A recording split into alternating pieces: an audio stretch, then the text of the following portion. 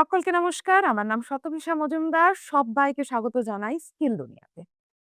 আমার পেছনে ছবির পোস্টার দেখে এবং অবশ্যই থাম্বনেল দেখে সবার ক্লিয়ার হয়ে গেছে যে আজকে আমি ধুরন্ধর এই টপিকে কথা বলব। তো ১ম এই যদি এই টপিকে বলতে যাই, ৫ তারিখ ৫ই ডিসেম্বর এই ছবি রিলিজ করেছে অল ওভার ইন্ডিয়াতে। আমি কোন ছবির রিভিউ করার জন্য এখানে নেই। এই ভিডিওটা কিন্তু ছবির রিভিউ নয়। এর পিছনে জিওপলিটিক্যাল কানেকশন কি থাকতে পারে, দেশের কোন স্বার্থ বা কি এর সঙ্গে জড়িত আছে আমি সেই টপিকেই কথা বলব। তো ৫ই ডিসেম্বর মুক্তি পেয়েছে 'ধুরন্ধর'। আমি গতকাল সময় বার করে হলে গিয়ে একটু দেখলাম। প্রায় ৩.৫ ঘন্টারও বেশি সময়ের ছবি। এই টপিকেও আমি বলব। এক মুহূর্তও মনে হলো না আমার বোর লাগছে। দর্শক হিসেবে আমার একটুও বোর লাগেনি। আবারও বলছি আমি ছবির রিভিউ করার জন্য এই ভিডিও বানাইনি। তো মেইন টপিকে আসি। কেন 'ধুরন্ধরের' মতন ছবি ভারতবর্ষে হচ্ছে? আদিত্য ধর বেশ কয়েক বছর আগে 'উড়ি' বলে একটা মুভি বের করেছিলেন আমরা সবাই জানি। মারাত্মক সুপার ডুপার হিট হয়েছিল। আ 'উড়ি'তেও ভারত সরকার কিভাবে পাকিস্তানকে জবাব দিয়েছে, কিভাবে এয়ার স্ট্রাইক করেছে বা কিভাবে পাহাড়ের অথবা ভ্যালির ভেতরে সুড়ঙ্গের রাস্তা দিয়ে ঢুকে কি করে একেকটা জঙ্গি সংগঠনকে শেষ করেছে তার উপরে বেস করা ছবি ছিল এবং অবশ্যই ভারতীয় আর্মি এবং আ ভারতীয় নৌসেনা এবং ভারতীয় মানে ইন্ডিয়ান যেটাকে আমরা বলি বায়ুসেনা, এয়ারফোর্স তাদেরকে শ্রদ্ধা দেওয়া এবং যে সকল বীর আমাদের দেশের প্রান্তে দাঁড়িয়ে আছে শুধুমাত্র আমরা যাতে নিশ্চিন্তে রাতের ঘুম ঘুমাতে পারি, সেসব কথা ভেবে তারা দিনের পর দিন অক্লান্ত পরিশ্রম করে যাচ্ছে। তো তাদেরকে মেইনলি শ্রদ্ধা জানানোর জন্য যে তাদেরও সংসার আছে, তাদেরও জীবন আছে, তাদেরও বাড়িতে মা, বাবা, স্ত্রী, পুত্র, কন্যা, ভাই, বোন সবাই আছে।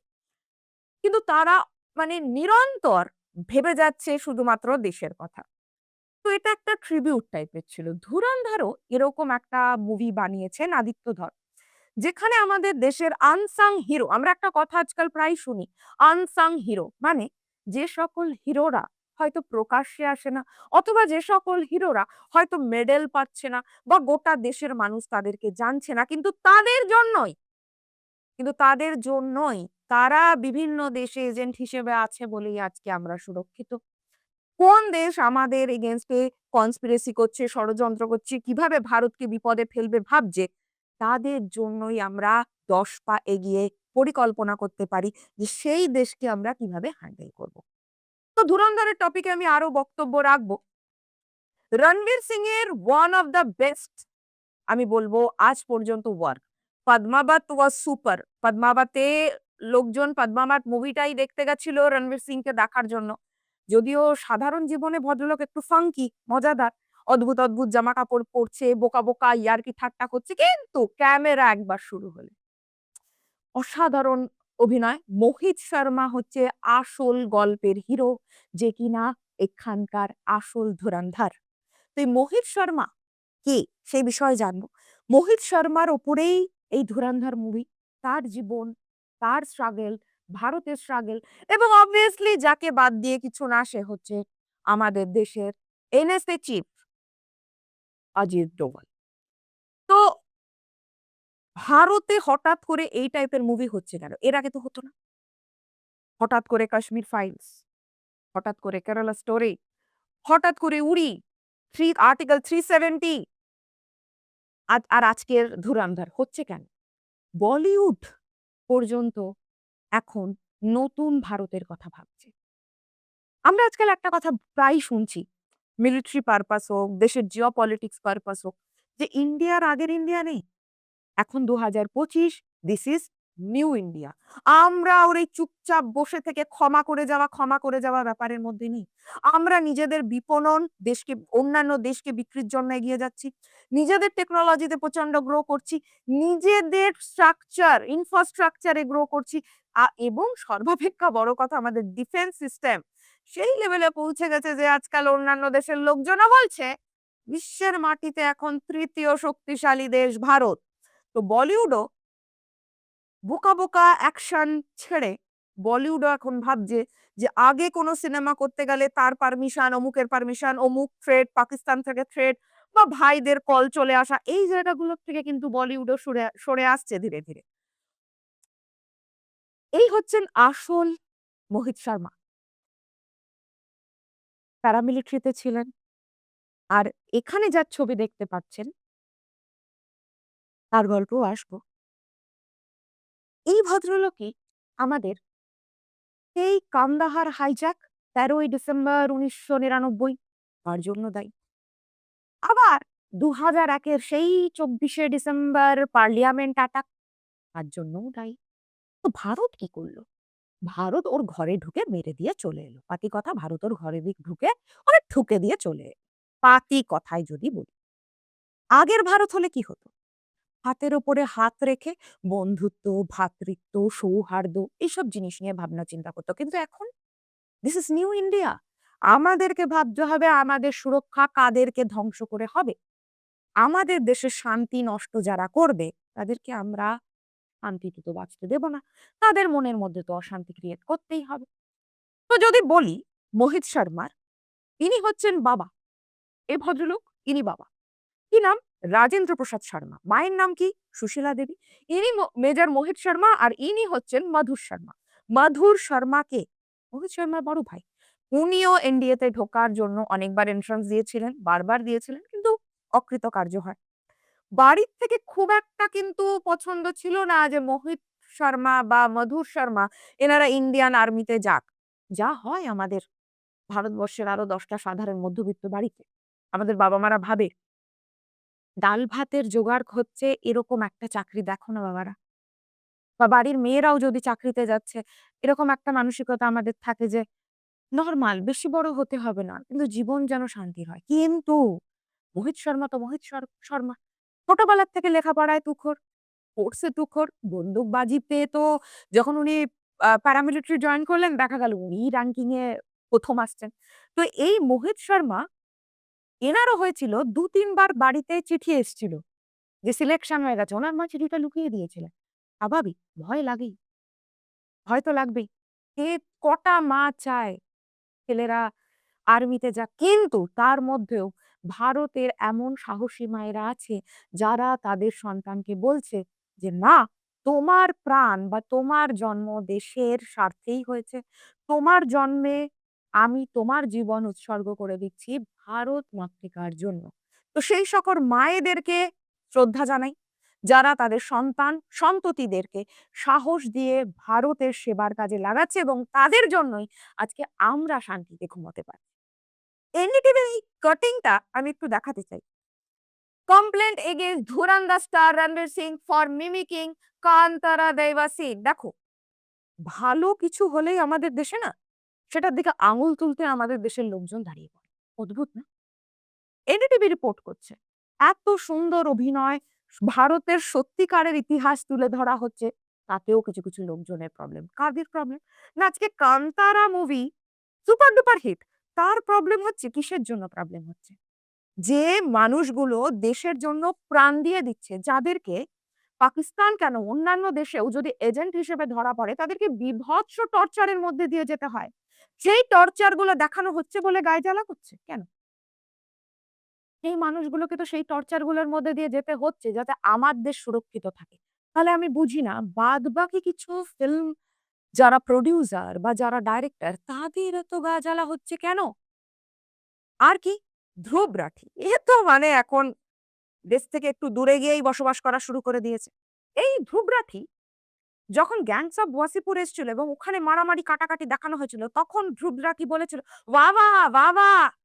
কি ভালো দুর্দান্ত কমার্শিয়াল ওয়েব সিরিজ। এটা মানুষের দেখাই উচিত।" আর যেই ভারত সরকার নিজের দেশের এমন একটা হিরো যে তার জীবন পাত করে দিচ্ছে, যে তার সমস্ত কিছু একদিকে দিয়ে দিচ্ছে, দেশের জন্য লড়ছে, তাকে টর্চার করা হচ্ছে, সেই জিনিসগুলো দেখানো হচ্ছে। ধ্রুব রাঠি তখন কি লিখছে? "Aditya Dhar has truly crossed the limit of cheapness is Bollywood." আমি শতবিশা মজুমদার ধ্রুব রাঠির তীব্র নিন্দা করি। কিসের জ্বালা ভাই? জ্বালাটা কিসের ধ্রুব রাঠির? কেন? ভারতও এখন বিশ্বের শক্তিশালী ৩ নম্বর দেশের মধ্যে আসছে বলে গায়ে জ্বালা? নাকি ভারত বেশি উন্নতি করে ফেলছে বলে গায়ে জ্বালা? সিরিয়াসলি ধ্রুব রাঠিকে না বোঝার ক্ষমতার বাইরে চলে যাচ্ছে দিন, দিন। 'গ্যাংস অফ ওয়াসিপুর' ভালো। কমার্শিয়াল মুভি, অনেক টাকা রোজগার করছে, দারুণ। আর 'ধুরন্ধর'ও দারুণ দুর্দান্ত ব্যবসা করে নিয়েছে। ভারতের মানুষ শিক্ষিত হচ্ছে। গ্রামে, গ্রামে মানুষ এখন দেশাত্মবোধ নিয়ে ভাবছে। বেটার জিনিস। ভারতের প্রতিটা মানুষ আজকাল ধীরে, ধীরে আগে যদি ১০% মানুষ ভাবতো, আজকের ডেটে ৫০% মানুষ ভাবে দেশ, দেশ, দেশ। এগুলো হলে কি প্রচন্ড ভদ্রলোকের জ্বালা হচ্ছে? Extreme violence. ধ্রুব রাঠি বলছে, "আরে ভাই 'গ্যাংস অফ ওয়াসিপুরে' কি ছিল? আর এই এক্সট্রিম ভায়োলেন্স টা পাকিস্তানি আইএসআই করেছে আমার দেশের হিরোর সাথে। সেটা দেখালে, সেটা দেখিয়ে আমার দেশের মানুষের মধ্যে যখন দেশাত্মবোধ জাগবে, এই ধ্রুব রাঠি ভদ্রলোকের পশ্চাৎদেশে ঠিক কোন জায়গায় প্রবলেম হচ্ছে আমার প্রচন্ড জানতে ইচ্ছা করছে।" ২০০১ ইন্ডিয়ান পার্লিয়ামেন্ট অ্যাটাক। উইকিপিডিয়া থেকে আমি নিয়েছি এই কাটিংটা। আরে উইকিপিডিয়া তো ভুলভাল বলবে না। একদম উইকিপিডিয়ার কাটিং। আমি যেরকম ডেটটা বললাম 14 ডিসেম্বর ২০০১ 14 ডিসেম্বর ২০০১ এ নেওয়া হয়েছে, করা হয়েছে। কারা করল? সেই জৈশ-এ মোহাম্মদ। ভাই এই জিনিসও দেখানো হয়েছে 'ধুরন্ধর' মুভিতে। তো সত্যি ঘটনা দেখালে বড্ড লোকজনে কিছু, কিছু আমাদের দেশের বুদ্ধিজীবীদের খুব গায়ে জ্বালা ধরে যায়। আমার পেছনে আরেকটা ঘটনা, এটা উইকিপিডিয়া থেকেই নেওয়া হয়েছে। IC Indian Airlines flight IC814 I repeat IC814 ঘটনা কবে? ২৪শে ডিসেম্বর ১৯৯৯।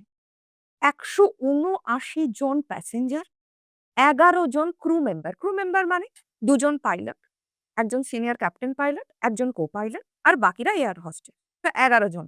আর ১৭৯ জন প্যাসেঞ্জার, যার মধ্যে থেকে ওনারা ব্রুটালি হরকত-ই-উল-মুজাহিদিন জঙ্গি সংস্থা, তাদের মধ্যে থেকে কিছু, কিছু মানুষকে ব্রুটাল টর্চার করেছিল। একজনকে তো মেরেও দিয়েছিল। ভেরি রিসেন্ট ভারত সরকার এদেরকে ধরে মেরেছে। কি ভুল করেছে? আর এই ঘটনা দেখানো হলে কিছু, কিছু লোকজনের প্রচন্ড গায়ে জ্বালা ধরে যাচ্ছে। কেন? ভারত যা অ্যাচিভ করেছে, ভারতের মানুষের উপরে যে টর্চার হচ্ছে, সেই জিনিসগুলো খুঁজে, খুঁজে Indian army, Indian air force, Indian Naval force তাদেরকে ধরে, ধরে যদি মেরে দিচ্ছে, তো কিছু বুদ্ধিজীবীর তাতে খুব কষ্ট হচ্ছে। ব্যাপারটা ঐরকম। যখন ইংল্যান্ডের রানী ভিক্টোরিয়া মারা গেল, আমাদের বাংলায় ফেসবুকের কিছু, কিছু লোকজন লিখল, "আহারে! আহারে! মরে গেল আহারে!" ভাই ইংল্যান্ডে বুড়ি মরেছে, তাতে আমার দেশের কি? ভুলে গেলে চলবে না। এই ইংল্যান্ডের লোকের আন্ডারেই আমরা ২০০ বছর রাজত্ব করেছি। যেখান থেকে খুব কষ্ট করে আমাদেরকে স্বাধীনতা নিয়ে আসতে হয়েছে এবং তার জন্য আমাদের দেশের না লক্ষ, লক্ষ মহিলা, লক্ষ, লক্ষ পুরুষ, লক্ষ, লক্ষ বীর, লক্ষ, লক্ষ বীরাঙ্গনার প্রাণ প্রাণ চলে গেছে। তো তাদের দেশের রানী মরেছে, তাতে আমাদের আহারে করার কি? এই সেই বুদ্ধিজীবীরা। এনডিটিভি বলছে কি, Ranveer Singh's 'Dhurandhar' becomes Bollywood longest film in 17 years since Jodhaa Akbar. Jodhaa Akbar একটা সিনেমা বেরিয়েছিল। যে যোধা আকবর অনেক বড় একটা মুভি। আমরা তখন স্কুল কলেজে পড়ি। তো জানতাম আরে ৩ ঘন্টার উপরের মুভি, ৩ ঘন্টার উপরের মুভি। খুব সুন্দর চাকচিক্য ছিল। ভালো লেগেছে? একদম ভালো লেগেছে। কিন্তু ভুলে গেলে চলবে না 'ধুরন্ধর' আরো ভালো মুভি। দেশের প্রতিটা সত্যি ঘটনা দেখানো হয়েছে এবং আমি দাবি করছি ইংরেজিতে বলে না গুজবাম্পস? ইংলিশ মিডিয়ামে পড়া লোকজন দেখবে বলে না I got goosebumps সেরকমই বলি আমরা বাঙালিরা। লোম দাঁড়িয়ে আছে। একদম ওই লোম দাঁড়িয়ে যাওয়া সিনেমা। যেখানে ভারতের সত্যিকারের প্রতিটা তথ্য দিয়ে আদিত্য ধর প্রতিটা তথ্য দিয়ে সুন্দর করে মুভি বানিয়েছেন এবং এখন ভারতবর্ষের সবথেকে বড় সিনেমা ও বাবা পার্ট 2 আসছে আবার মার্চে। আমি তো মিস করব না। তো যেখানে পাকিস্তান আইএসআই আমাদের উপরে কিভাবে ব্রুটাল টর্চার করছে আমার দেশের এজেন্টের উপরে সেটা দেখানো হচ্ছে। শুধু তাই না, আমাদের দেশের এজেন্ট এই যে মোহিত শর্মা তিনি কিভাবে সেটার ফেরত দিচ্ছেন স্টেপ বাই স্টেপ। উনি একের পর এক কিভাবে সেটাকে কন্ট্রোল করছেন। দেখতে পাচ্ছেন, বুঝতে পারছেন যে আইএসআই করাচ্ছে কিন্তু আইএসআর ডাইরেক্টলি ইনভলভড না। এবারে যতক্ষণ না আইএসআই ডাইরেক্টলি ইনভলভড তাহলে ভেতরের আরো কেউ করাচ্ছে। বালুচিস্তানের সঙ্গে পাকিস্তানের বাকি লোকজনের বালুচিস্তান যদিও পাকিস্তানের ভেতরে থাকাই একটা জায়গা। তবে বালুচিস্তানের সঙ্গে কিন্তু আধা পাকিস্তানের জনতা এদের মধ্যে একটা সারা জীবনের তফাৎ থাকে। তার জন্যই তো বালুচিস্তান এখন স্বাধীন হতে চাইছে। তো এই বালুচিস্তানের একজন নেতা তার সঙ্গে কিভাবে বন্ধুত্ব পাতানো হচ্ছে, কিভাবে স্টেপ বাই স্টেপ এগোচ্ছে সেই জিনিসটাও মুভিতে সুন্দর করে দেখানো হয়েছে। প্ল্যানিং মোহিত শর্মা কিভাবে করছে এবং মোহিত শর্মার আর কি কন্ট্রিবিউশন আছে। উনি স্টেপ বাই স্টেপ যেটা একটু আগেই বললাম, স্টেপ বাই স্টেপ এগোচ্ছেন। হঠাৎ করে এখান থেকে এখানে, এখান থেকে এখানে এরম নয়। মুভিটা এত সুন্দরভাবে দেখানো হয়েছে, এত সুন্দরভাবে মনেই হবে না উঠি। ৩ ঘন্টা ৩০-৪০ মিনিট মুভিটা চলার পরেও আমার মনে হচ্ছিল আরো কেন দেখাচ্ছে না? কেন উঠতে হবে এত তাড়াতাড়ি? এবং আমি সিউর আপনারাও যদি মুভিটা দেখেন আপনাদেরও তাই মনে হবে। সবথেকে বড় ব্যাপার অজিত ডোভাল যেটা আমাদের মাধবন অভিনয় করেছেন ওনার চরিত্রে। দেখো আমাদের মনে হয় আমাদের জীবনে বা ভারতবর্ষের বর্তমান জায়গায় অজিত ডোভালই মেন ভগবান। ভারতকে লেভেলের সুরক্ষা দিয়ে আসছে। তো ওই মানুষটাকে কুর্নিশ জানাই অজিত ডোভালকে এবং মাধবনকেও আমি ১০০ এইজন্য বলবো অসাধারণ জিনিসটাকে ফুটিয়ে তুলেছে। অজিত ডোভালের দেশের প্রতি যে ভালোবাসা, সারাক্ষণ যে চিন্তা সেটাও দারুণ করেছে। তো এই হচ্ছে মেন বক্তব্য ধুরন্ধর নিয়ে। আশা করি বলিউড এবং গোটা ভারত এবং নতুন প্রজন্ম আরো ডে বাই ডে এরম ভাবেই এগিয়ে যাবে, নিজেদের উন্নতির কথা ভাববে এবং ওই সো কল্ড বোকা, বোকা যে সকল মিথগুলো আমাদের মাথার মধ্যে ছিল যে এটা করা উচিত নয়, ভারত তো সহনশীল দেশ। ভারত সহনশীল দেশই। ভারত আজও কেউ অ্যাটাক না করলে অ্যাটাক করে না। কিন্তু ভারতের প্রবলেম হচ্ছে আমাদের এখন নিউ ইন্ডিয়ার প্রবলেম। তুমি খোঁচাতে আসলে আমি খোঁচা খেয়ে চুপ করে থাকব না। আমার দেশে ঢুকে পেহেলগামের মতন অসভ্যতামি করবে। আমাদের দেশের মা, বোন, ভাই, দাদা, কাকা, জ্যাঠাদেরকে প্রাণের মায়া না করে মেরে দিয়ে চলে যাবে। আমাদের দেশের লোকের প্রাণের দাম আছে। ওই ইংরেজদের মতন নয় যে আমাদেরকে একটা টাইমে বলতো, "ইন্ডিয়াস গাওয়ার, ব্লাডি ইলিটারেট" ওই দিন আর নেই। ভারতীয়রা আর আমরা গাঁওয়ার নেই, ইলিটারেট নেই। আমরাও মাথা উঁচু করে বাঁচি এবং ইকোনমিক্যাল স্ট্রাকচার এভাবে এগোচ্ছে, জিওপলিটিক্যাল ক্ষেত্রে ভারত যেভাবে এগোচ্ছে, ভারতকে খুব তাড়াতাড়ি আমরা বিশ্বের ১ নম্বর জায়গাতেই দেখতে চাই। তো এইরকম মুভি সাপোর্ট করুন। আশা করি আজকের ভিডিও আপনাদের সবার ভালো লেগেছে। সকলকে ধন্যবাদ। জয় হিন্দ, জয় ভারত।